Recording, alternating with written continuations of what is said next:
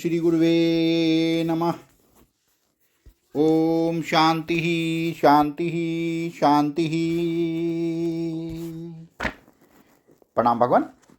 भगवान, अभी हमारा सत्संग जीवन मुक्ति विवेक श्री स्वामी अखंडानंद सरस्वती जी महाराज द्वारा विरचित और स्वामी जी ने प्रवचन के माध्यम से व्याख्या की है।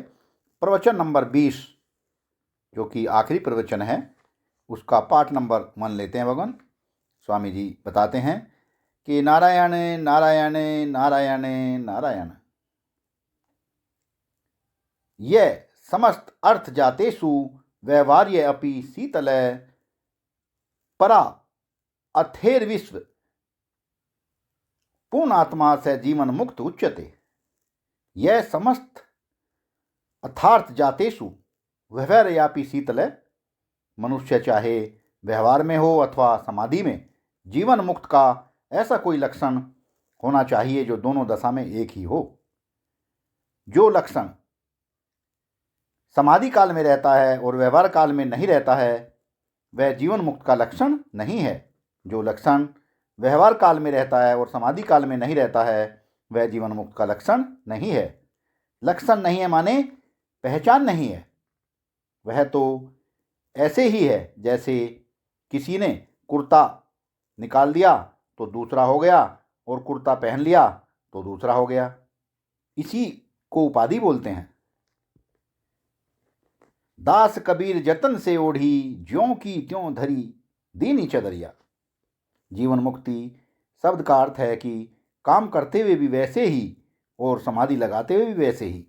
समाधि एक पोशाक है। देखो, जब स्त्रियां विवाह में जाती हैं तब रंग बिरंगी साड़ियां पहनकर जाती हैं, और जब मातम पुरसी करने के लिए जाती हैं तब बहुत सादी पोशाक पहनकर जाती हैं।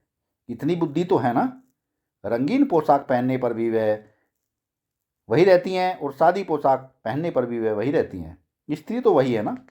ऐसे आत्मा बिल्कुल वही है, चाहे वह व्यवहार की रंगीन पोशाक पहन ले अथवा समाधि की सादी पोशाक पहन ले। आत्मा तो बिल्कुल एक है। आपको जीवन मुक्त की एक विशेषता सुनाते हैं। यह निष्कृष्ट लक्षण है। संस्कृत में निष्कृष्ट शब्द का अर्थ होता है निचोड़ा हुआ, निष्कर्ष। निष्कर्ष से निष्कर्ष शब्द बनता है। जीवन मुक्त से निकाल के सब लक्षणों में से निचोड़ कर यह लक्षण बताते हैं। यह किताब अहमदाबाद से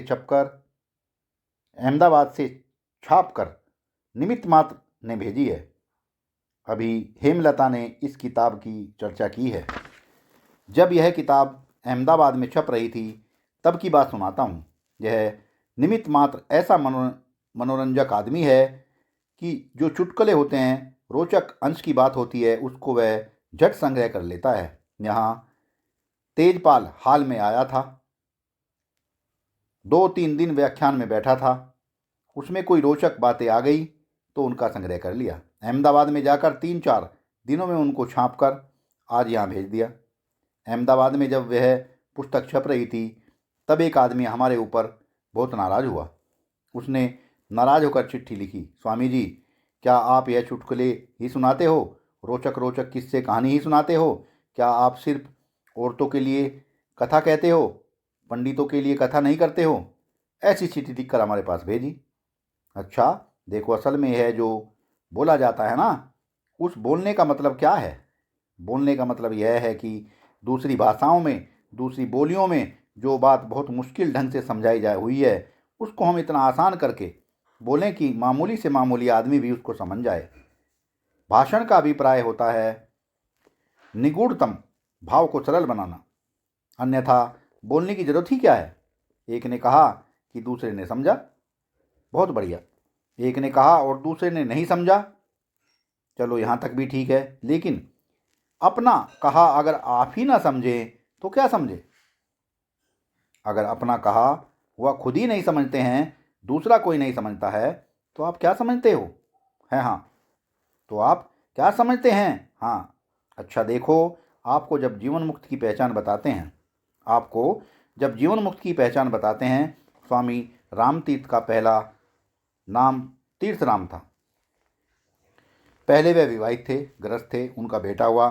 किसी ने आकर उनको खबर दी कि आपके घर में बेटा हुआ है। वह बोले, महा समुद्र में से एक बूंद छलक गई। यह क्या आश्चर्य है। दूसरे के घर में बेटा होता है तो जाकर बोलते हैं बधाई बधाई, मंगल गीत गाते हैं। आज नंद घर बजत बज बधाई, अयोध्या में गाते हैं बधैया बाजी हो। बधैया बधाई गाकर बजाकर खेल कूद कर आपस में रंग डालकर नाचते भी हैं। गांव में तो नाचते हैं, जब बधाई गा बजाकर खेल कूद कर नाच उछल कर अपने घर में आते हैं तब फिर वही दोस्ती और फिर वही दुश्मनी चलती है। वह तो थोड़ी देर के लिए दूसरे के घर में गए थे, उनके रंग में अपना रंग मिला दिया, बधाई मना ली, लौट आए। लेकिन जब अपने घर में लौट कर आते हैं तब अगर किसी से दुश्मनी होती है तो फिर वही दुश्मनी चलती है, और अगर किसी से दोस्ती होती है तो फिर वही दोस्ती चलती है ना। हाँ, अच्छा, दूसरे के घर में ब्याह में तो गए तो लगा कि लक्ष्मी नारायण का ब्याह हो रहा है। संस्कृत भाषा में तो ऐसे लिखते हैं कि कन्या लक्ष्मी है और वर नारायण है। हमारे यहाँ जब कन्या दान का संकल्प होता है तब ब्राह्मण लोग बोलते हैं लक्ष्मी रूपाणी इमाम कन्याम श्रीधर रूपेणी वराय तुभ्यम अहम संप्रत अदे। अर्थात यह मेरी कन्या लक्ष्मी है और यह दूल्हा साक्षात नारायण है। मैं नारायण को लक्ष्मी का समर्पण करता हूँ। देखो, किसी के ब्याह में गए तो लगा कि लक्ष्मी नारायण ब्याह हो रहा है, वहाँ भी मिठाई खाई खिलाई, हंसे खेले, मिले जुले। हम इसी हाल में कई बार आए हैं। हम समझते हैं जब मगनलाल जोशी की लड़की की शादी थी तब हम यहाँ आए थे, और भी कई शादियों में हम इस हाल में आए हैं। रिसेप्शन किया, स्वागत किया, हंस हंसाकर बात की, आहा, हमको भी माला वाला पहनाई गई, चले गए, जाकर फिर पलंग पर सो गए। अच्छा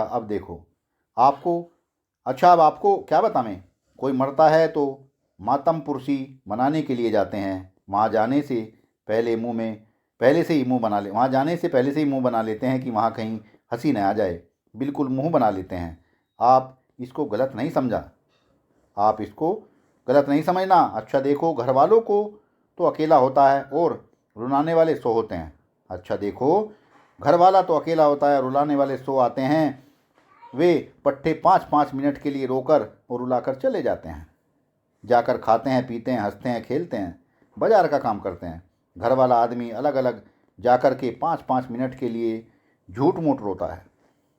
घर वाला आदमी अलग अलग जाकर के 5-5 मिनट के लिए झूठ मूठ रोता है तो उस बेचारे को 500 मिनट तक रोना पड़ता है।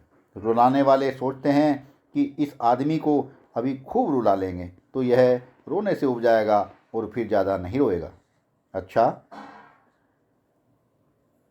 परार्थेस्व पूर्णात्मा, हम दूसरे के बेटे के ब्याह में जाते हैं और खुशी मनाकर लौट आते हैं। हम दूसरे के बेटे के जन्म में जाते हैं और खुशी मनाकर लौट आते हैं। हम दूसरे की मौत में जाते हैं और वहाँ थोड़ा आंसू गिराकर, थोड़े गंभीर होकर, थोड़ा उनका गुणगान गाकर अपनी जगह पर फिर लौट आते हैं। जीवन मुक्त का व्यवहार बिल्कुल ऐसा ही है। परा अर्थेस्व पूर्णात्मा, दुनिया में जब सूखा का प्रसंग आया अथवा बाढ़ का प्रसंग आया तब उनके प्रति सहानुभूति प्रकट कर दी। विवाह हुआ तो खुशी मना ली, बेटा हुआ तो बधाई गा दी। जैसे एक बुद्धिमान व्यवहारी पुरुष यह सब करता हुआ भी अपनी स्थिति से नीचे नहीं गिरता है, अपना घर नहीं छोड़ देता है, अपनी पत्नी को नहीं छोड़ देता है, अपना व्यवहार नहीं छोड़ देता है, वैसे जीवन मुक्त पुरुष इन देहों में, इन इंद्रियों में, इन मनोवृत्तियों में रहता हुआ भी अपने स्वरूप में ज्यों का त्यों स्थित रहता है। जब मन में हर्ष की वृत्ति आवे तब हर्षित होता है, जब मनोवृत्तियाँ शांत हो जाएं तब इनकी शांति में शांत रहता है, जब कभी विषाद आ जाए तब विषाद करता है। लेकिन इन मनोवृत्तियों के साथ रहता हुआ भी जीवन मुक्त पुरुष ज्यों का त्यों अपने स्वरूप में बैठा रहता है। किसी दूसरे को घाटा हो जाता है तो हम उसके पास जाते हैं और उसको समझाते हैं कि अरे भाई, अभी तो घाटा हुआ है, ठीक है, फिक्र मत कर, फिर आमदनी हो जाएगी। आहा, यह तो प्रारब्ध की बात है, यह तो कुदरती बात है, दुनिया में कभी कभी ऐसा हो जाता है इत्यादि। महाराज, दूसरे को तो समझाते हैं लेकिन अपने जीवन में कैसे रहना। सत्संग को विराम देते हैं भगवान। आगे का सत्संग कल कंटिन्यू करेंगे। प्रणाम भगवान।